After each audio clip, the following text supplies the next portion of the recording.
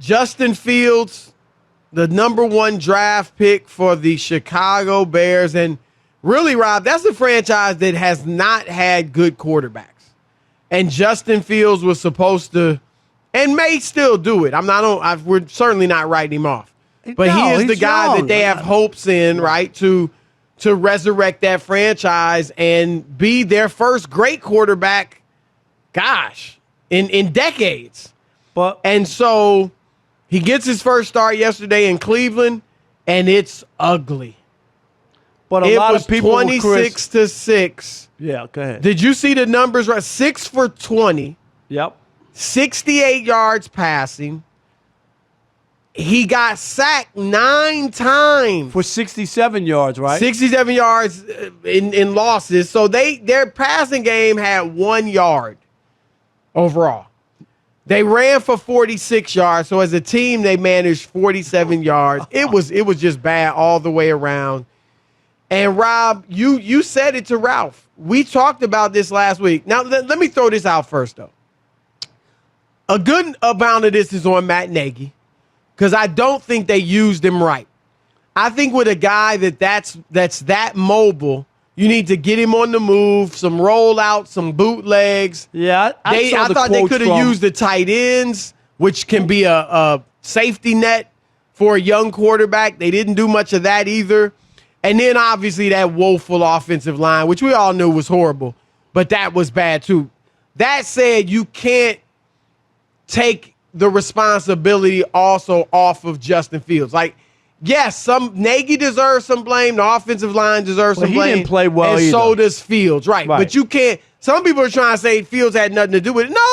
No. I mean, he was out there. He's the guy that played, so – go ahead, Rob. You know why? Because if Fields would have played well, Chris, then they wouldn't have said, "Oh, you can't give him credit." It was Nagy. Exactly right. Come on, you can't do it like that. Stop it with that. Well, you want to try to act like he's totally exonerated, right? And I was bothered a little bit. If I'm Cleveland, I forgot who's the player who gave him the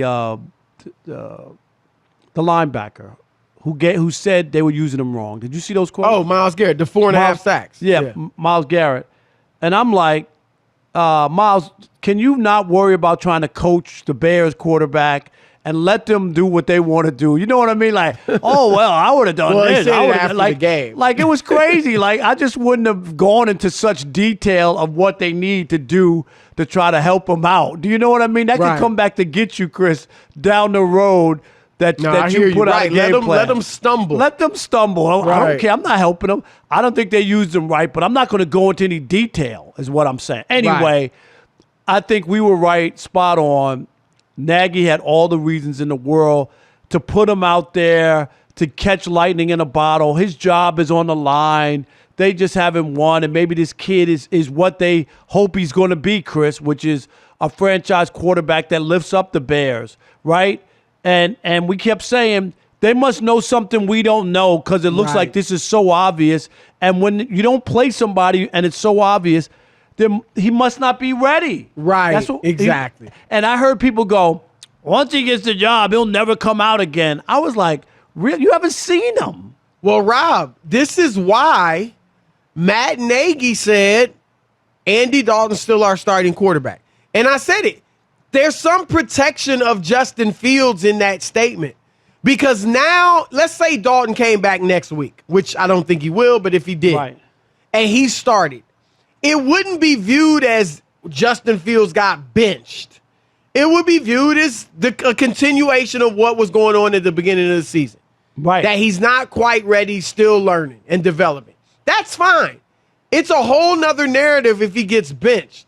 Now, Rob, I will say this. What I don't like hearing from Nagy is that Nick Foles, Andy Dalton, or Justin Fields could be the starter next week. Well, why is Nick Foles in the mix?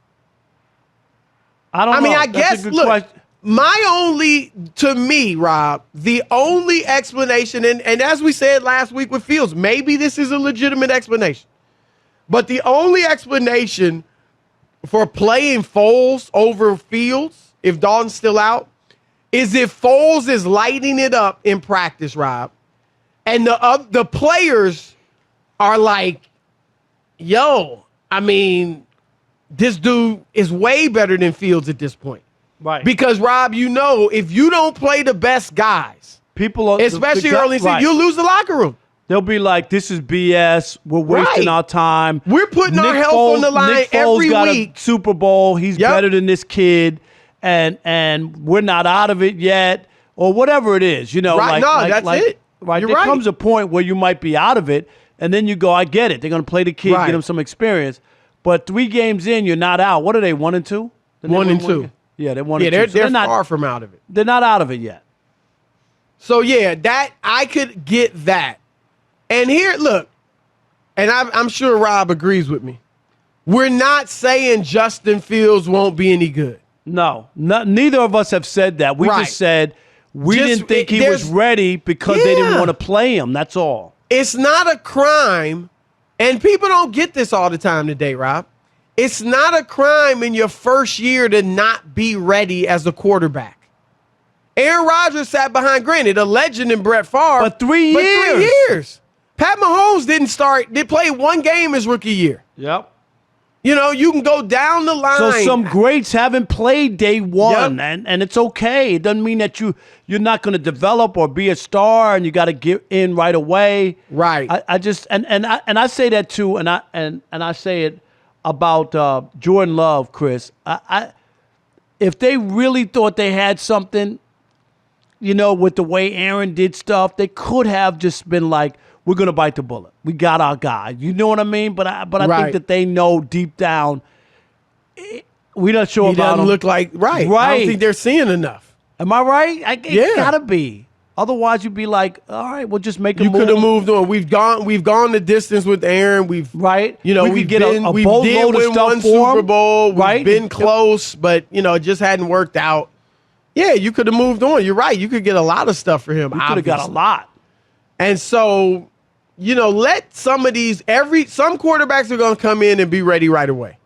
Others need time.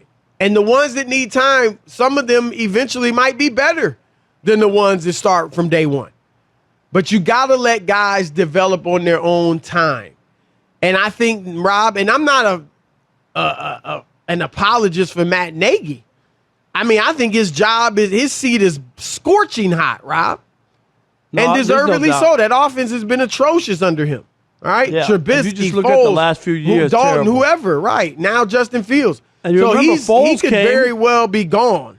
Foles played that well in that one comeback, Chris, and then you remember they couldn't score. He was terrible. Yep. So, I mean, we'll see. Going to Foles would really, to me, that would be the nuclear option, Rob. Because if Dalton doesn't come back, I just stick with Fields.